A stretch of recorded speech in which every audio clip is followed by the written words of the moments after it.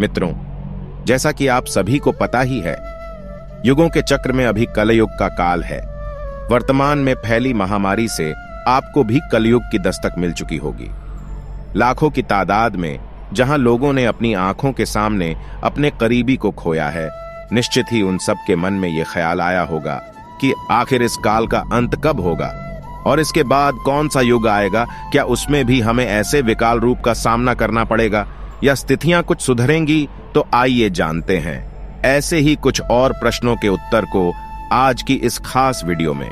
मित्रों, गीता में कहे अनुसार युगों के परिवर्तन का यह 22वां चक्र चल रहा है और जिस प्रकार एक आत्मा का शरीर को त्याग कर दूसरा शरीर धारण करना, दिन के बाद रात का होना, समय के साथ ऋतु का परिवर्तित होना तय है, ठीक उसी प्रकार एक निर्धारित कालखंड के बाद इस सृष्टि में युग का परिवर्तन होना भी एक अटल सत्य है।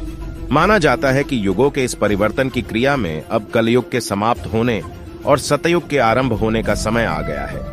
किंतु इस नए युग के आरंभ और स्वरूप के बारे में बताने से पहले आपका ये जानना बहुत आवश्यक है कि हिंदू धर्म ग्रंथों के अनुसार कलयुग का काल 3,32,000 साल लंबा है और कलयुग का अभी प्रथम चरण ही चल रहा है, क्योंकि पुराणों में स्पष्ट रूप से वर्णित है कि कलयुग का प्रारंभ 3,200 ईसा पूर्व ही हो गया था, जिसका अर्थ यह हुआ कि अभी कलयुग के 5,123 वर्ष ही बीते हैं और अभी भी 4,26,878 वर्ष बाकी है और कलयुग का अभी प्रथम चरण ही चल रहा है, क्योंकि पुराणों में स्पष्ट रूप से वर्णित है कि कलयुग का प्रारंभ 3,200 ईसा पूर्व ही हो गया था, जिसका अर्थ यह हुआ कि अभी कलयुग के 5,123 वर्ष ही बीते हैं और अभी भी 4,26,878 वर्ष बाकी है।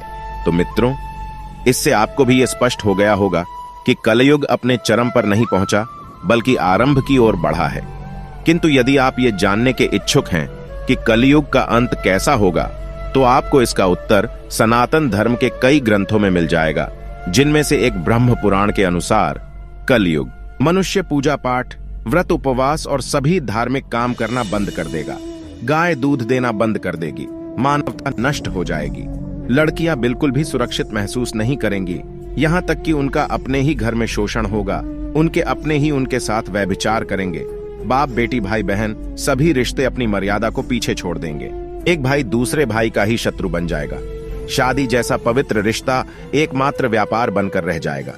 सभी की शादीशुदा जिंदगी में कोई ना कोई बाधा जरूर आएगी, पति पत्नी एक दूसरे को धोखा देना आरंभ कर देंगे। यही नहीं, कलयुग में समाज हिंसक हो जाएगा। जो लोग बलवान होंगे, चारों तरफ सिर्फ उनका ही बोलबाला होगा और जब प्रकोप अपनी चरम सीमा पर होगा, तब भगवान विष्णु कल की अवतार लेंगे और पृथ्वी से समस्त अधर्मियों का नाश करेंगे। कल की अवतार से जुड़ा एक संदर्भ महाभारत के एक अध्याय में भी मिलता है, जिसमें भगवान श्री कृष्ण ने कलयुग के अंत और अपने कल की अवतार के बारे में बताया है, जिसमें श्री कृष्ण कहते हैं, कलयुग के अंत के समय बड़े बड़े भयंकर युद्ध होंगे, भारी वर्षा, प्रचंड आंधी और जोरों की गर्मी पड़ेगी, लोग खेती काट लेंगे, कपड़े चुरा लेंगे, पानी पीने का सामान और पेटियां भी चुरा ले जाएंगे, चोर अपने ही जैसे चोरों की संपत्ति चुराने लगेंगे, हत्यारों की भी हत्या होने लगेगी, चोरों से चोरों का नाश हो जाने के कारण जनता का कल्याण होगा। युगांत काल में मनुष्यों की आयु अधिक से अधिक 12 वर्ष की होगी। लोग दुर्बल, क्रोध, लोभ तथा बुढ़ापे और शोक से ग्रस्त होंगे। उस समय रोगों के कारण इंद्रियां क्षीण हो जाएंगी और जब कलयुग में पाप अपने चरम पर पहुंच जाएगा और पृथ्वी लोक से धर्म पूरी तरह से समाप्त होने लगेगा, तब मैं कल की रूप में अवतरित होकर इस धरा को पापों से मुक्त करूंगा और उसके बाद जो नया युग आएगा वह सतयुग कहलाएगा। अर्थात सृष्टि युग परिवर्तन का 22वां चक्र पूर्ण करके 23वें चक्र में प्रवेश करेगी। मित्रों, वहीं दूसरी तरफ शिव पुराण कलयुग के आरंभ के कुछ संकेतों को बताता है, जिससे आप यह अनुमान लगा सकते हैं कि अब कलयुग का आरंभ हो चुका है, जो यह कहता है कि घोर कलयुग आने पर मनुष्य पुण्य कर्म करना छोड़ दुराचार में फंस जाएगा, सत्य से मुंह फेर लेगा, दूसरों की निंदा में तत्पर हो जाएगा, दूसरे के धन को हड़प लेने की इच्छा मनुष्य के मन में घर कर जाएगी। न सिर्फ पराई स्त्रियों पर मनुष्यों का मन आसक्त होने लगेगा, बल्कि वो दूसरे प्राणियों की हिंसा में लग जाएगा और सभी अपने शरीर को ही आत्मा समझने लगेंगे और उसकी रक्षा के लिए अलग अलग तरकीबें अपनाएंगे। देखा जाए तो यह एक ऐसा युग होगा जिसमें मनुष्य गूढ़, नास्तिक और पशु बुद्धि वाले बन जाएंगे। संतान माता पिता से द्वेष रखेंगे, ब्राह्मण वेद बेचकर जीविका चलाएंगे, धन का उपार्जन करने के लिए ही विद्या का अभ्यास करेंगे और अधिकतम समय मद में मोहित रहेंगे।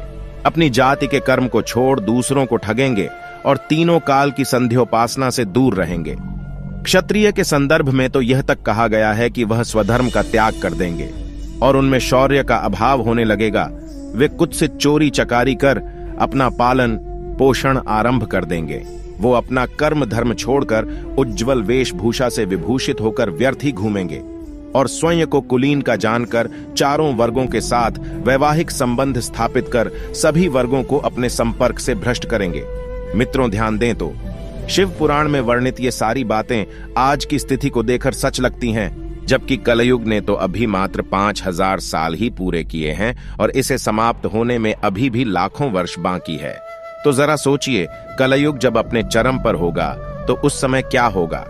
मित्रों, अब आते हैं आज की वीडियो के मुख्य विषय अर्थात सतयुग के वास्तविक स्वरूप की। तो मित्रों, आपको बता दें, पुराणों में वर्णित है कि सतयुग की अवधि 17,28,000 वर्ष होगी और इस युग में मनुष्यों की आयु 4000 से 10,000 वर्ष हो जाएगी। पृथ्वी लोक पर एक बार फिर धर्म का बोलबाला होगा। मनुष्य भौतिक सुख की जगह मानसिक सुखों पर बल देगा। मनुष्यों में एक दूसरे के लिए नफरत की कोई जगह नहीं होगी, चारों ओर प्यार ही प्यार होगा। मानवता की पुनः स्थापना होगी, मनुष्यों को परम ज्ञान की प्राप्ति होगी। लोग पूजन कर्मकांड में विश्वास करेंगे। साथ ही सतयुग में मनुष्य अपने तपोबल से भगवान से बात कर सकेगा। इस युग में लोगों को अपने शरीर पर पूर्ण नियंत्रण होगा और मात्र आत्मा के परमात्मा से मिलन से सभी सुखी होगा। अर्थात सतयुग को इस सृष्टि का स्वर्ण युग कहा जाएगा। लेकिन मित्रों, सतयुग आने में अभी काफी लंबा समय है, किंतु हम अपने कर्मों से कलयुग के स्वरूप को भी सतयुग बना सकते हैं, क्योंकि धर्म ग्रंथों भी कहते हैं कि कलयुग में भी जो लोग धर्म और कर्म पर विश्वास करेंगे उन्हें सतयुग की तरह ही सुख की प्राप्ति होगी। यदि आप भी इस घोर कलयुग में सतयुग का सुख पाना चाहते हैं तो अपने कर्मों पर ध्यान दीजिए और उस हर एक कर्म को सुधारिए जो आपको पाप का भागीदार बना सकता है।